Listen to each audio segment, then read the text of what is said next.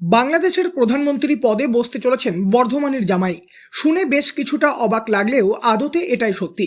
জানা যাচ্ছে শেখ হাসিনার ছেড়ে যাওয়া দায়িত্ব এবার সামলাবেন মোহাম্মদ ইউনূস। বর্ধমান শহরের লস্করদিঘির জামাই এবার বাংলাদেশের প্রধানমন্ত্রীর পদে। লস্করদিঘি থেকে তার শ্যালক আশফাক হোসেন খুশি জামাইবাবুর এই সাফল্যে।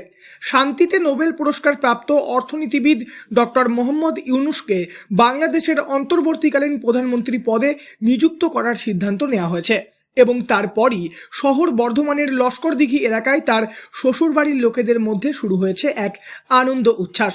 এই বিষয়ে মোহাম্মদ ইউনূসের শ্যালক আশফাক হোসেন বলেন, আমি তো একই কথা বারবার বলছি যে শপথ গ্রহণ হওয়ার পর ভগবান যেন ওই দেশের উন্নতির দিকে নিয়ে যায় এবং দুই দেশের সঙ্গে সম্পর্ক খুব মধুর সম্পর্ক হয়ে তুলুক এবং সব কিছু যেন খুব ভালোভাবে চলে। আর বারবার আমি এক কথাই বলি যে আমাদের ট্রানজিট ভিসা ব্যবস্থা করে দিক দুই পক্ষ, যাতে আমাদের ভিসা পেতে অসুবিধা না হয়, কেন অনেক কষ্ট হয়। একটা ভিসা পেতে 18 দিন 20 দিন হয়ে যায়, মানুষ অনেক সময় ওখানে মারা গেলেও যেতে পারে না। এইটা একটা আমার সরকারকে ওই সরকার দুটো দেখা উচিত। আমি এখন যাবো না, আমি যাবো শীতের সময় যাব, কারণ আমি গরমের সময় এখন যাবো না। আর আমার এখন কিছু কাজ হচ্ছে এখানে, আমি যেতে পারছি না। আর শুভেচ্ছা তো আমি ফোনে জানাবো, কংগ্রেচুলেশনটা ওনাকে।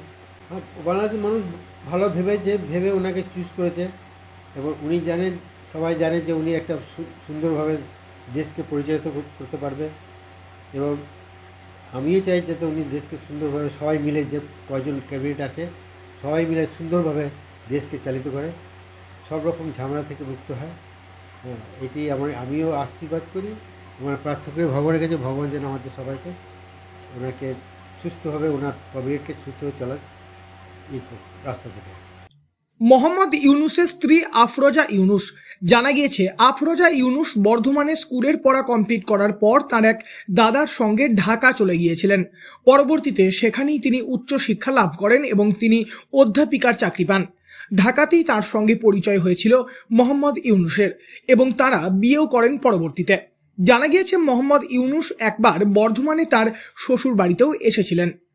কোটা আন্দোলনে বাংলাদেশের প্রধানমন্ত্রী শেখ হাসিনা পদত্যাগ করার পরেই দেশ ছাড়েন। তারপর থেকেই সমগ্র বাংলাদেশে চরম অশান্তির সৃষ্টি হয়, জ্বলতে থাকে বহু সরকারি দপ্তর, আন্দোলন করতে গিয়ে মৃত্যু হয় বহু ছাত্র সহ সাধারণ মানুষের। তবে এবার শেখ হাসিনার পদত্যাগের পর অন্তর্বর্তীকালীন প্রধানমন্ত্রীর পদে বসতে চলেছেন ডক্টর মোহাম্মদ ইউনূস।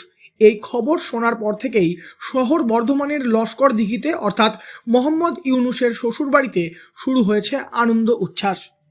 পূর্ব বর্ধমান থেকে বনোয়ারিলাল চৌধুরী, লোকাল 18 বাংলা।